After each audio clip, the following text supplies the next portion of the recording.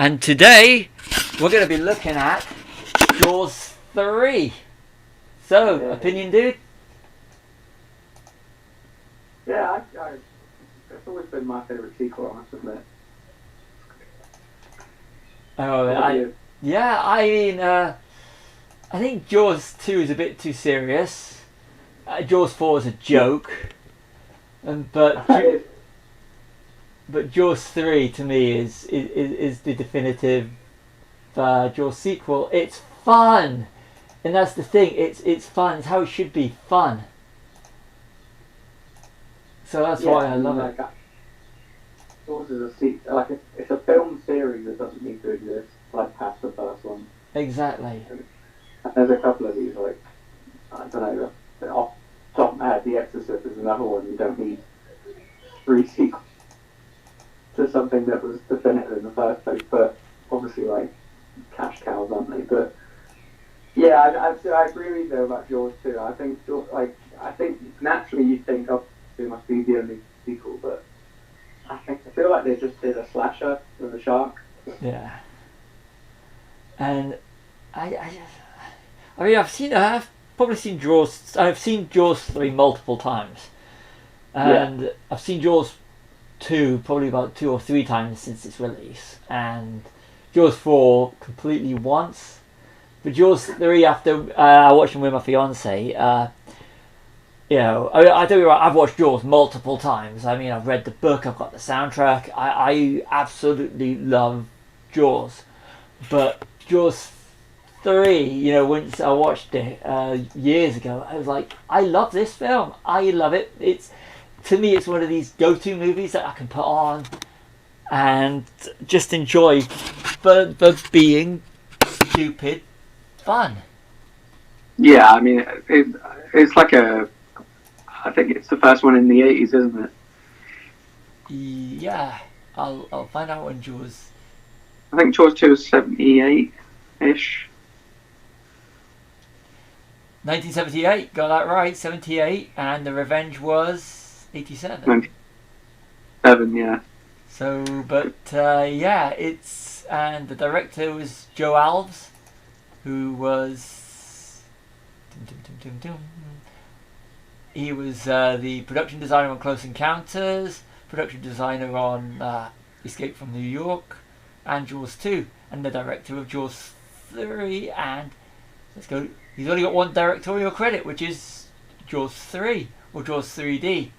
Gotta tell you, when it came out on Blu-ray, and you had with the 3D version, which is the new 3D.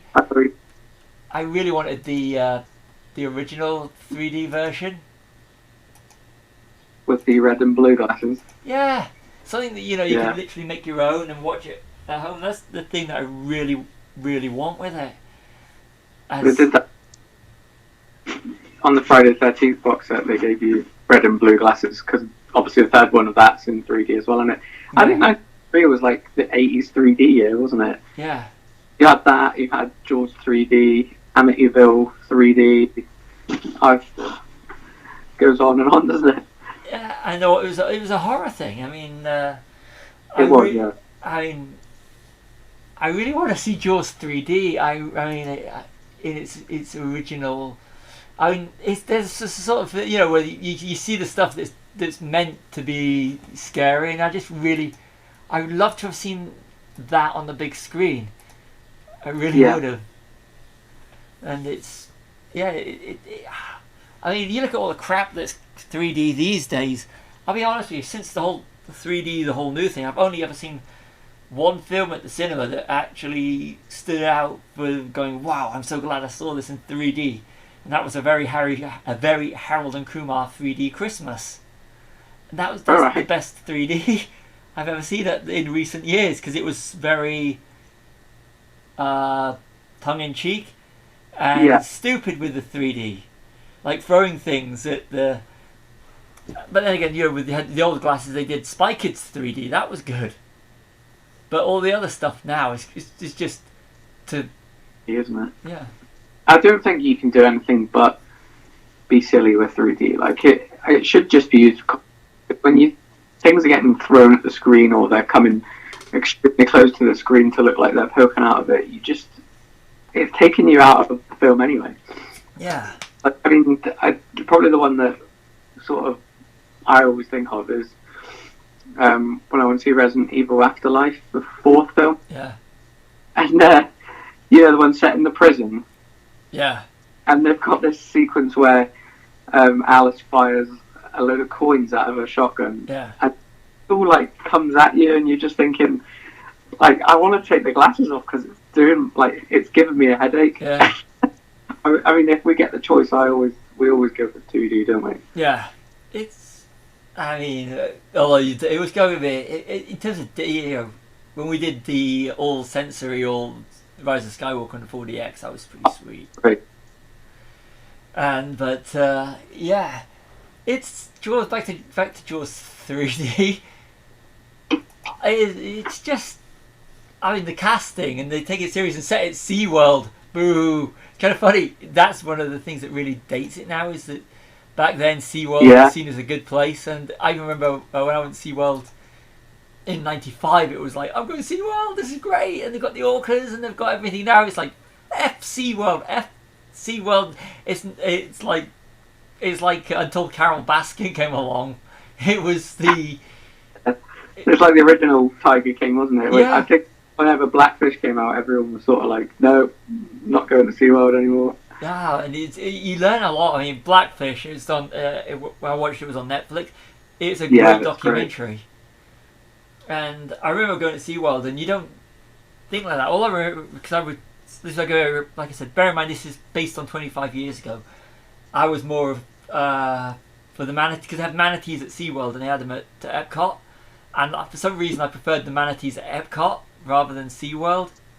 Yeah, Epcot. I think they were even there when I went. But manatees.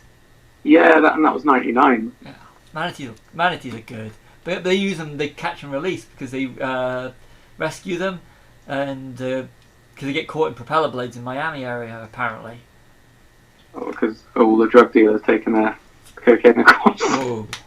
I want to go Miami, not for the drugs. I just want to go Miami. I want to go because of Scarface though.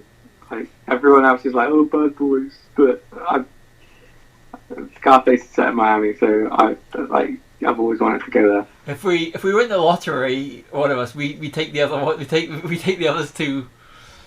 Yeah, and have a screening on the beach at Jaws 3. That would be awesome.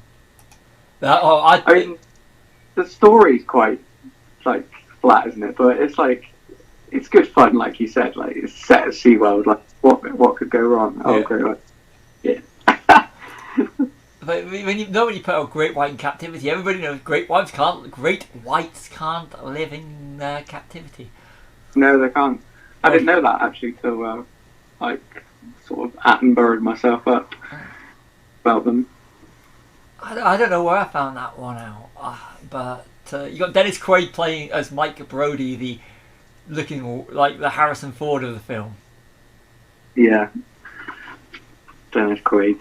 God, he's not really around. Poor man's Harrison Ford. I watched him recently in Postcards from the Edge, and all I could think of is poor man's Harrison Ford. Sorry, Dennis Quaid.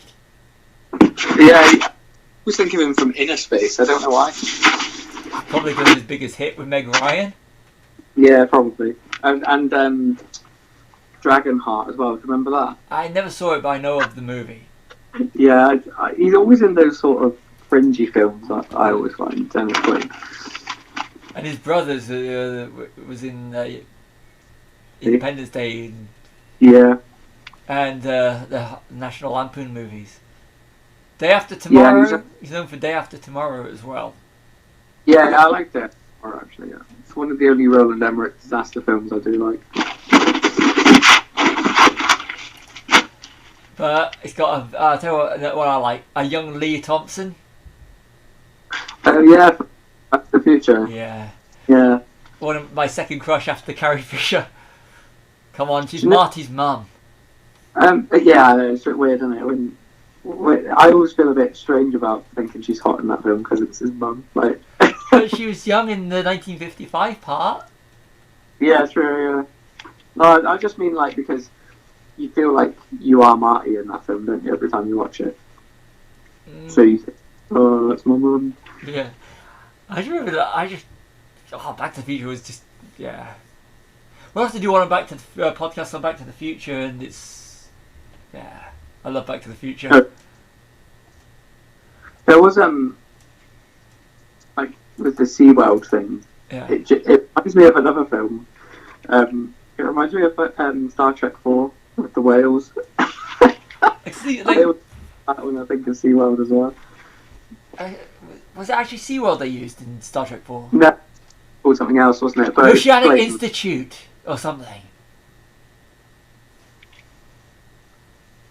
I'm gonna have to Google this. So yeah, Star Trek 4.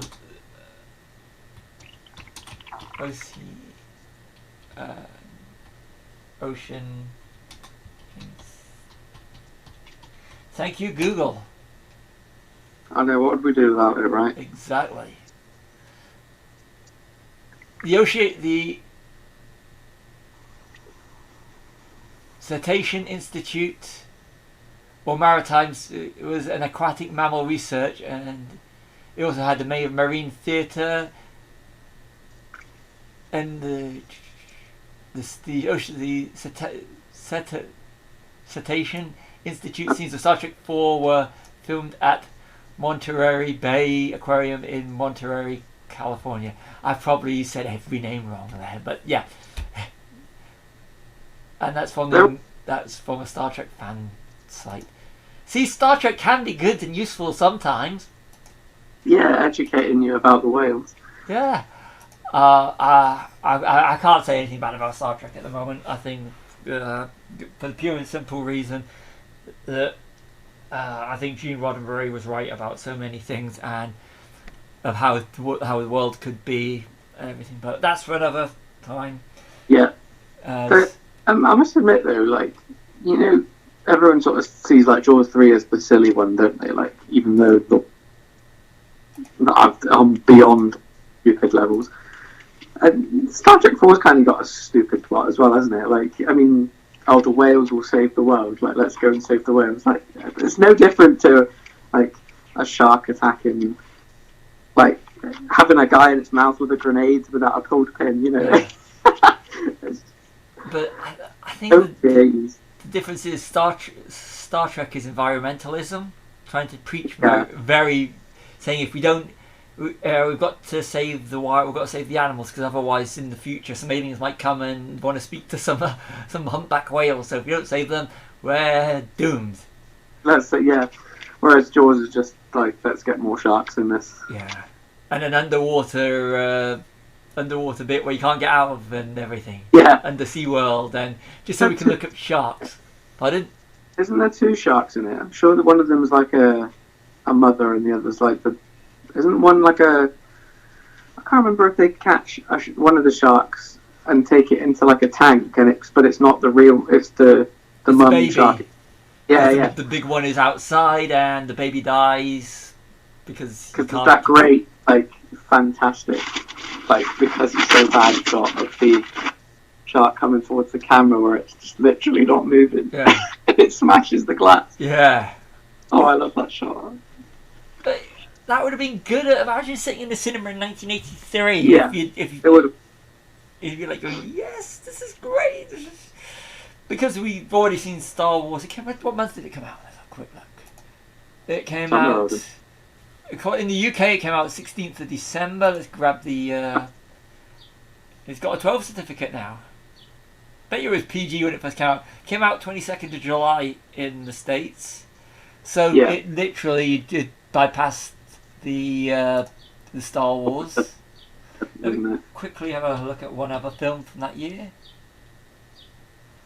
So we're saying July for the States, and let's have a quick look at the other one which I want to look at. In the same year, 1983. June, with a marine sort of title. See where it came out in America. June the 10th. So you had Jedi, Return of the Jedi, Octopussy in Return of the Jedi in the States in May, Octopussy in June, then in July you had Jaws 3. So it was pretty decent summer that year. I'd love I to watched come. Friday the 13th Part 3 as well. Friday Part 3. When was? Let's have a look when that was. All the 3D films were in the same year, I think. I'm pretty sure it was either a quirk of fate or it was deliberate that they were all in that year. I don't know. It's kind of funny. I think that was May in the UK. Friday Part 3 was. That was my birthday. Actually, May 3rd. USA was, that's weird. UK was May. Oh, it came out in August. Part 3 came out on August 13th, 1982. So let's have a quick look for Friday Part 4. Okay. I'm pretty sure Amityville 3 was in 3D as well that year. Let me have a look for Jaws for Friday Part 4, then I'm going to look for Amity. Jaws, chapter. Sorry, not Jaws, Friday the final chapter. Or not the final chapter, as it turned out. USA was, yeah, that was 1984 in America as well, and UK. Let's have a look. And yet another series that doesn't need to exist. You know, Amityville Horror. I mean, I never even really liked the first one, to be honest. I remember seeing the first one as a kid. Yeah, it's kind of one of those, like, sort of 70s haunted house films that's a metaphor for everyone being in broke, wasn't it? Yeah. I saw the remake. That's all I can remember. It came out in the USA November '83, and it was in 3D. So, yeah, it was definitely the year of 3D. You know, of all the ones we mentioned, I mean, I want to see Friday in 3D, definitely. But yeah. Jaws 3D is the one I really... The old anaglyph glasses on, but it would be great to see them in cinema, like how they were originally supposed to be sort of seen. Yeah. I think that's the big thing now, you know, you look at all these films like The Meg. I saw The Meg, yeah, and that would have benefited if it had actually been... It's nice tongue-in-cheek, but I really would like to have... Because that's one of the spin-offs I really was wanting to love. I I love the books are great. Like, and I was...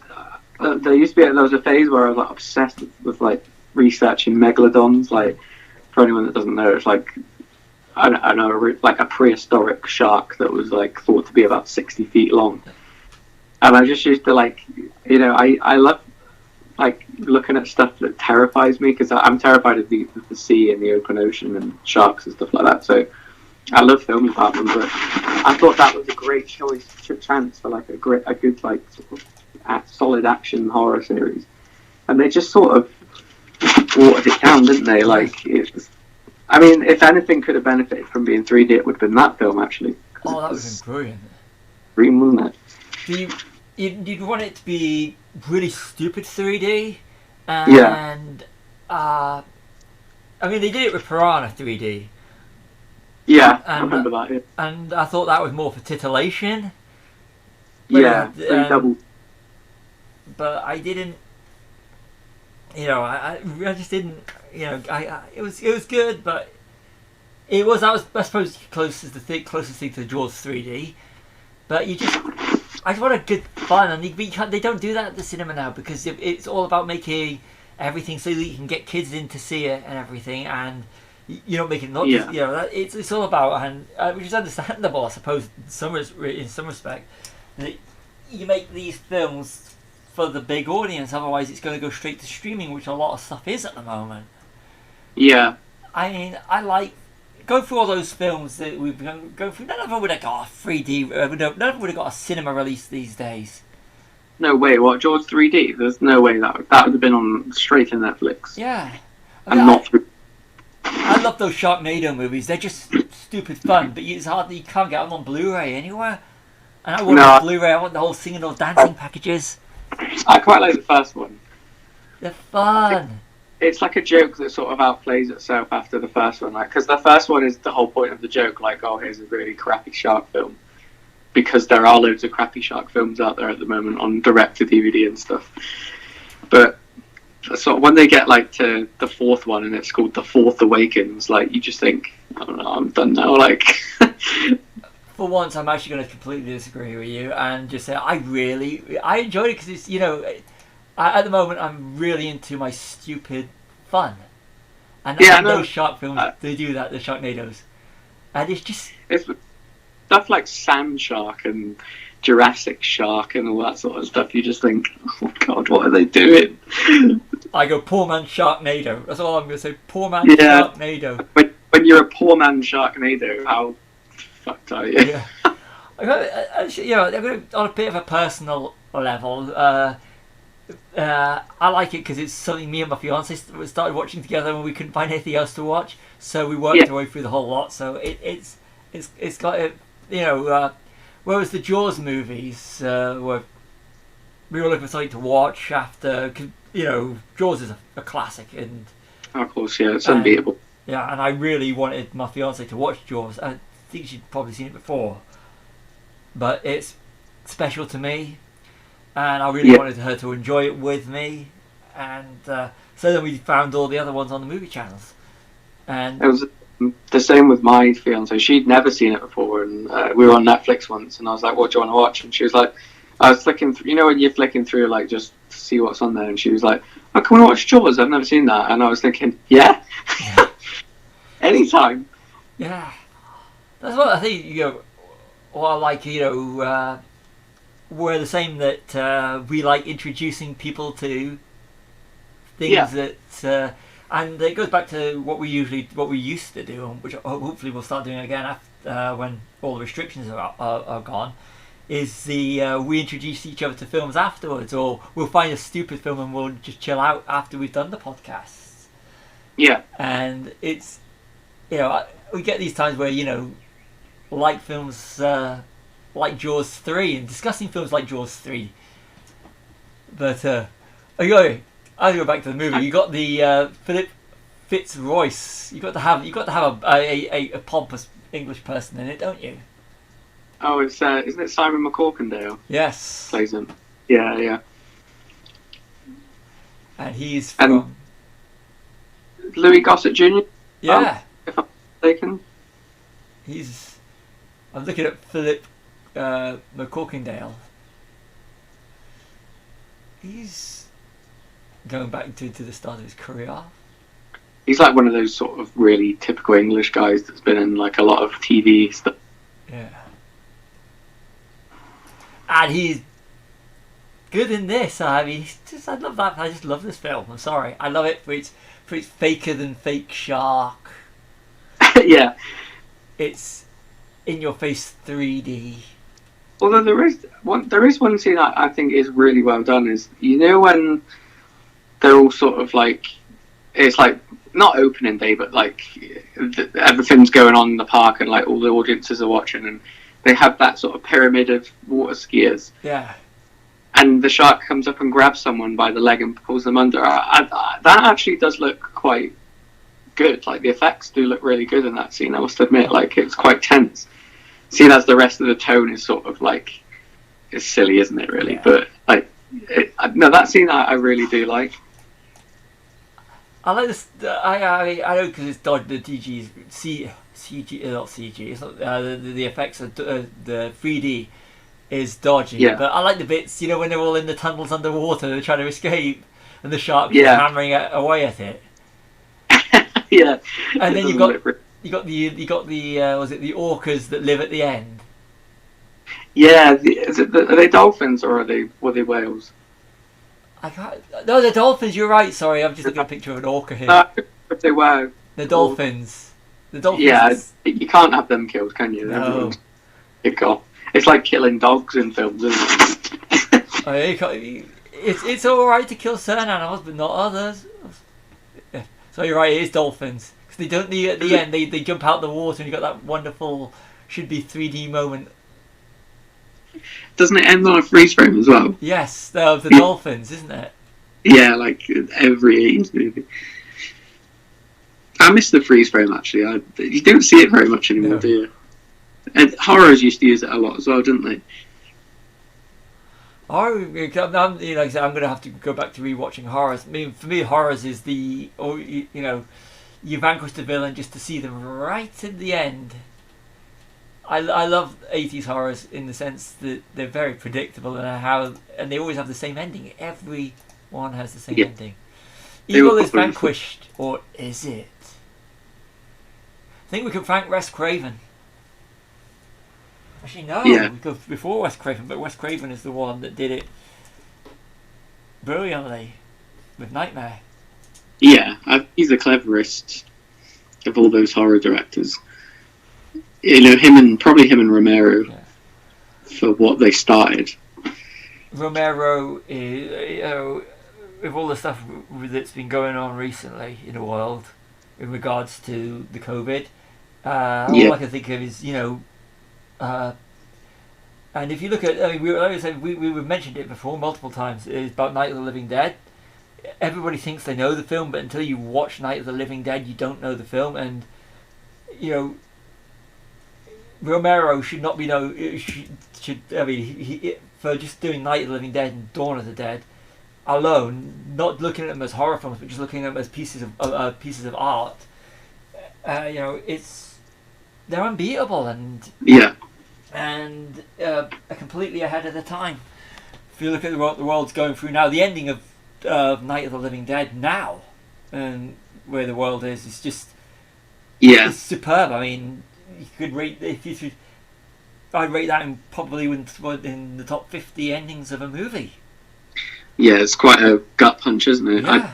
I was actually, the tension was killing me waiting for that ending to pop up when I introduced you to it. I was angry. I was angry the way the film ended because it was. It really did. It pissed me off. That ending did, because it is. It's just what I don't want to go to spoiler territory on this one, but watch Night of the Living Dead, spoiler free, for the ending. It's just fantastic. And downbeat. Yeah, but it's just pure brilliance and says a lot about society. But like I said, I don't want to go. This is one thing that I'm going to draw the line on. And say I do not want to go into spoiler territory on that ending, because it's one that you should experience. Yeah, just watch it. It's just fun. I think this is Pardon? Just like the end of Jaws. Jaws. A fist pump moment, isn't it? Yeah. The ending that I got the book to Jaws. You were the one that warned me about reading the book, because you said I'm not a massive fan of the book. I just think it's more about, it's spoilers as well. I think it's more about like the affair between Hooper and Brody's wife and the politics of the town, and you don't really see the shark very much in it. No. So, but when Jaws is pretty much its own beast, apart from the characters, the film. So I'm kind of glad they went the way they did with the film, because that would have probably not succeeded if they'd have done it that way. I think the 70s was kind of getting fed up with the political thrillers and stuff with affairs in it, and it was quite a downbeat, realistic sort of decade, wasn't it? Yeah. Until 1977. Yeah. That's my one for the day. Could argue till 1975 as well. Jaws is the definitive summer blockbuster, which we're going to save it for. We'll save Jaws for a podcast, which we're definitely doing. Yeah, Jaws. But it does give you some sort of, I like a little bit of context for the sequels. Yeah. The first two Jaws films are they are quite sort of lower mood, aren't they, than this one and the one that follows. This one's just sort of like, let's have some fun, and you do need that sometimes. Like when I was younger, I used to hate Jaws 3, and then I think when I got to my teens, I watched again and again, and it was on telly quite a lot, and I just thought, actually, this is pretty. You said it. It's a fun film, and that's the reason why if it's like everybody has go-to movies for when they want to watch something that's fun and stupid, they want to be entertained without any. I know this completely flies from what we're doing right now. But you want to watch something you can watch without analysing every scene and saying this is for this and this is for this. Jaws 3 is a perfect, stupid movie, and it's I don't know what I should say. It's a feel-good movie as well. Oh, it is. Yeah. There's no like malice in it, is there? No. Or there's no sort of it's a bit dark and downbeat. It's all like bright. You can tell it's a summer film. Yeah. And there's just I think you can. It's one of those like you can sit down and have a beer with your friends movies, isn't it? Like Street Fighter, all the Resident Evil films, and when we did it with RoboCop 2. Yeah. That's sort of, you've got the high art of RoboCop and Jaws, then you've got, this is just cheese, isn't it? Yeah. And I think that's why, other than Jaws 2 and Jaws Revenge, that's what makes it, for me, the better sequel. Yeah. Because Jaws 2, like you said, is a slasher, and Jaws 4 is just fucking, pardon my language, stupid. But Jaws 3 is stupid but fun. Yeah. And, and Jaws is for me, Jaws is, again, it's close to a perfect movie for me. The original is, as the score to Jaws. If you've never heard the score to Jaws, get hold of the score, because it's sublime. Yeah, I mean, I was in Wales last year, and I was in the they had this thing in the city centre, environmental thing, and it had a big shark and a tank and everything, in a cage near it. It was like a display, and they had the Jaws music being pumped in, and I was like, you know what? I've always wanted the Jaws soundtrack, so I literally went out the centre, went to the HMV, and I forgot I've got to get the Jaws soundtrack. They had to have the Jaws soundtrack and Hateful Eight as well. I was like, Jaws, Hateful Eight. I was like, yep. I was a very happy person that day. Like those soundtracks that are so good that when you listen to them, you're following the scenes along in the soundtrack. Yeah. And I think nearly all of John Williams' scores are like that. Like the original all the Star Wars soundtracks, you can pretty much sort of close your eyes and imagine the film playing as you're watching it in sequence, and Jaws is definitely like that. Like, there's not many composers. A lot of soundtracks sort of feel like they can only be, enjoyed watching the film. Like, if you listen to them as an album, you realise that they're not made. I mean, none of them are made primarily as an album to listen to, first and foremost. They're supposed to be for films. Yeah. But some of them really show, whereas you get ones like Jaws where you can listen to it while you're walking or whatever and just think, oh, the sharks come in. I've been out, and I listen to it when I'm actually jogging and stuff, and it's good. And when I was reading the book, I was listening. I had the soundtrack being played in the background, so it just adds to the atmosphere. And don't know if I'm right, because it's been a while since I've actually seen Jaws 3, and they use a lot of the key music in Jaws 3, but they're going to use it within all the Jaws, don't they? Yeah, I think so. Yeah, it's either like a soundbite of the original, or it's just another composer's. Like they did with the Superman films. Yeah, interpretation. Yeah. But to quote Back to the Future Part 2, the shark still looks fake. I saw a clip of that the other day, and I forgot about like when Jaws 19 is supposed to be coming up. This should have came out 4 years ago, shouldn't it? 5, sorry. Yeah, 2015. Did you see in 2015 they actually made a fake trailer for it? No. And it was like, I'm sure you can see it on YouTube. It's like a sort of, because that was the year of Part 2, wasn't it? Yeah. They sort of did a load of things that tied in with Back to the Future Part 2, so they did like a fake Jaws 19 trailer. They did, Pepsi did a limited edition bottle that's like the one in the film in the future. And then obviously they made them shoes, didn't they? Well, the Nike ones. And everybody thought they had those little wheelie things that caught fire that were actually hoverboards, which they're not. Oh, yeah, they're not really, are they? No. But, I think eventually I'm going to read. Jaws 3 has to be done. I hope, I would love when somewhere down in the future that cinemas would actually bring these Yeah. forgotten classics. 'Cause if you go, when they do the retrospectives, they always seem to show the typical ones they do. Yeah, or just the first ones. Like, I mean, probably somewhere like the Prince Charles in London, they've done all 4 of them in like a marathon before.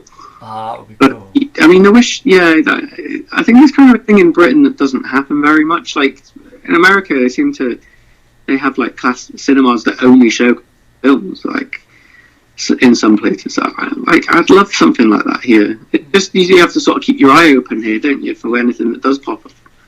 You got the mentality of, why would I pay good money when I can get it on streaming, or why would I go to the cinema to watch a film when I've got a big screen TV? Yeah. I'm actually, you hear people say that. You go, well, I'm not paying this to go to the cinema because I have a big screen TV. I'll wait for it to come out. And I'm thinking, it's the experience. You know, Yeah. last year we went. They did a special anniversary screening of Alien, and Great cinema. absolutely unbelievable. And Yeah. a few months, about a month or so before that, I found the box set, £15 of all of them on Blu-ray. I was like, I'll get the Alien box set instead. Then about a month before, I said to my fiance, "Do you want to go and see Alien on a big screen? Because I really want to sit through it on a big screen now." So we did, and watching these films on a big screen is a lot better than watching them at home.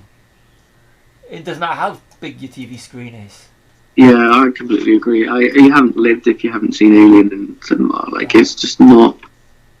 The tension just isn't there like at home. I mean, it's still scary, but when you see it how it's supposed to be seen, like in a dark room, and you can't turn around or look behind you, you know, it is scary. That's why I'd love to see Jaws on the big screen, just because next to a body of water.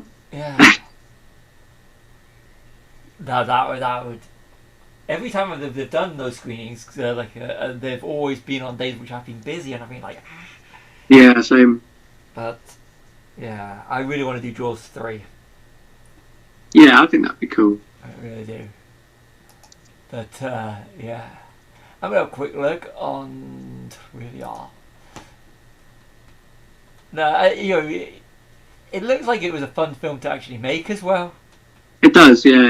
It looks like everyone was like, no one looks sort of miserable or anything, do they? Oh, but come on, you're making a Jaws sequel that's stupid, and it's like, yes. Oh, apparently this was Lee Thompson's film debut. And film made 13 million in its opening weekend. It held the record for the highest grossing opening 3D movie until Spy Kids 3D Game Over. But that's changed now because they do Endgame on 3D. Well, Avengers? Yeah. Yeah, I think so. I don't think it was like it wasn't a 3D film. I think it was like converted, wasn't it? So I don't know if it is like native 3D. Maybe. Yeah, they do a lot of conversions now, don't they? So they can add a bit more money onto the. Oh, and you can tell. You take your glasses off, and it Yeah. really annoys me. It aren't cheap. Yeah, I like. If you're gonna have 3D, you might as well have it stupid 3D.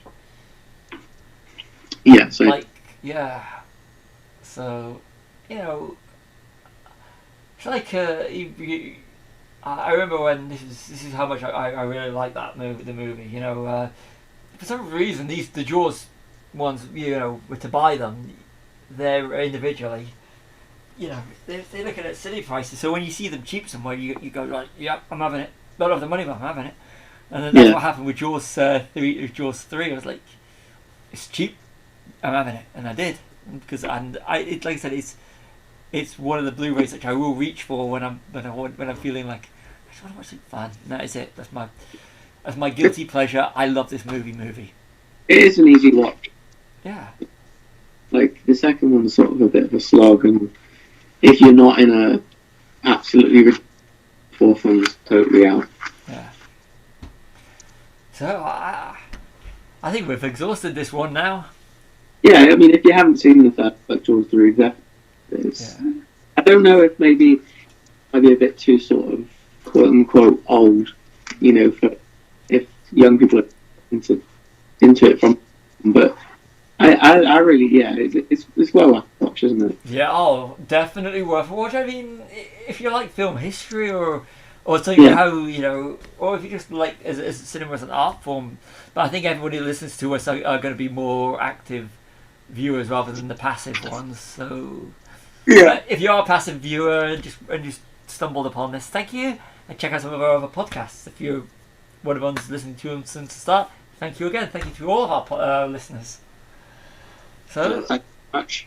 I mean, we'll probably, when we're lockdown free, I think we're definitely going to start pumping out some commentaries, aren't we? Yeah, definitely. You can watch and listen along. Yeah, and I'd like to do one for Jaws 3. I think we've got a good one here. Great. So consider this to be part one of a hopefully about series about Jaws. Yeah. So thank you for listening. I'm Stevie W. And then Callum.